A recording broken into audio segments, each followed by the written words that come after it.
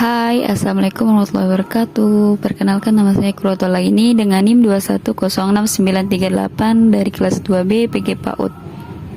Hari ini saya akan mempresentasikan pemenuhan hak dan perlindungan anak usia dini dengan dosen pengampu Ibunda Gia Nikawanti.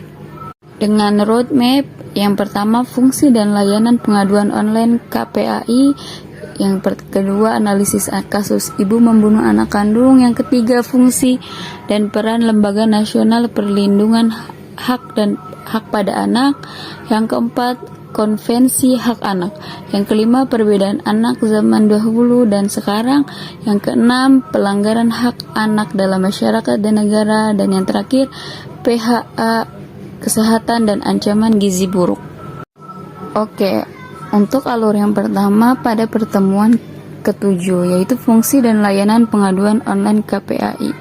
Pengaduan online KPAI ialah berisi laporan suatu pelanggaran yang dilakukan oleh seseorang, baik secara kekerasan atau penganiayaan kepada anak yang diajukan secara online atau tidak langsung kepada Komisi Perlindungan Anak atau KPAI, agar ditindaklanjuti dan diberi sanksi. Adapun fungsi pengaduan tersebut sebagai berikut. Yang pertama, mensosialisasikan ketentuan peraturan perundang-undangan yang berkaitan dengan perlindungan anak dengan cara mengumpulkan informasi dan data yang diberikan dari pelapor dan dilanjutkan evaluasi. Dan terakhir, penerapan sanksi yang akan dilakukan. Yang kedua, memberikan laporan, saran, masukan, dan pertimbangan kepada Presiden dalam rangka perlindungan anak dan kasus yang sudah dilaporkan untuk ditindaklanjuti secara detail agar tidak terjadi kembali di kemudian hari. Dan yang kedua, pada pertemuan ke-9 tentang analisis tentang ibu yang tega membunuh anak kandung. Nah, pada analisis ini menggunakan 5W1H. Yang pertama, apa yang membuat pelaku ibu kandung melakukan tindakan kekerasan terhadap anak kandungnya sendiri? What?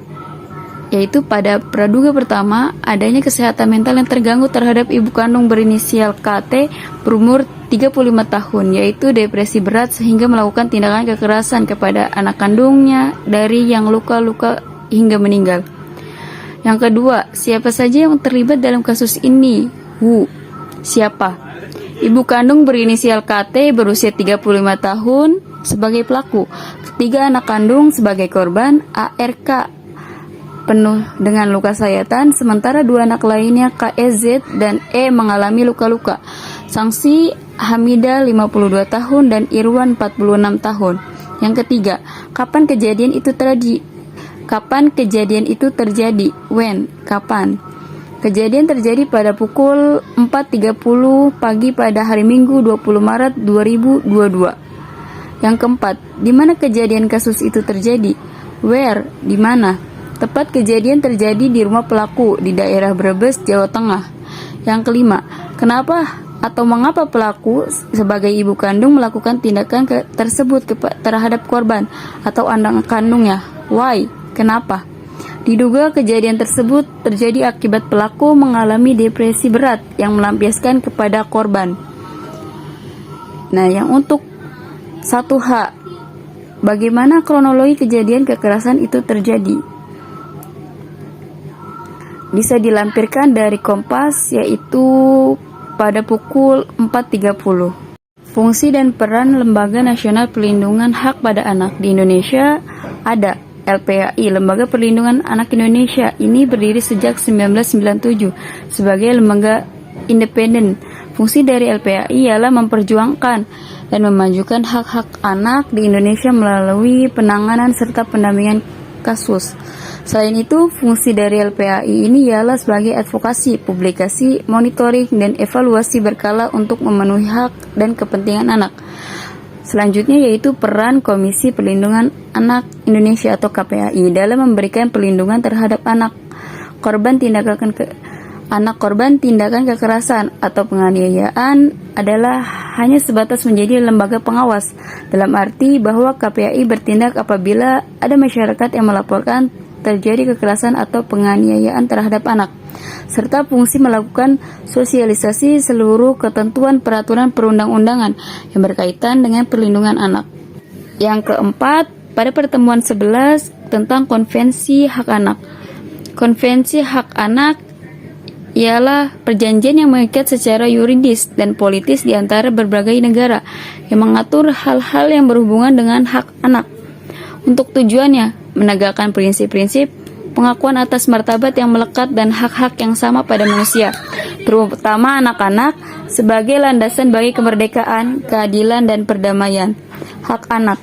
Untuk hak anak yang sangat perlu dilindungi ialah hak perlindungan, hak langsungkan hidup, hak tumbuh kembang, dan hak berpartisipasi.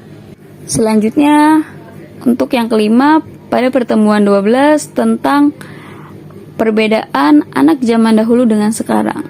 Untuk yang pertama, pada permainan. Anak zaman dulu memainkan permainan tradisional seperti gobak sodor, petak umpet, congklak, engklek, dan lain-lainnya. Sedangkan anak zaman sekarang lebih pada elektronik seperti gadget, dalam permainan online, PS, time zone, dan lain-lain. Yang kedua yaitu dari jenis tontonan. Ketika anak zaman dahulu itu menonton kartun atau serial unyil, sedangkan pada anak zaman sekarang yaitu menonton dari sosial media yang terkadang tidak sesuai dengan umurnya. Dan untuk yang ketiga yaitu media belajar. Pada zaman dahulu media belajar masih sangat terbatas seperti buku, hanya bisa diakses dari buku, museum, koran, dan media cetak lainnya. Sedangkan pada zaman sekarang untuk media belajar sangat banyak seperti media elektronik, aplikasi edukasi, alat edukasi modern, dan yang lain. Pada pertemuan ke-13 tentang pelanggaran hak anak oleh masyarakat dan negara.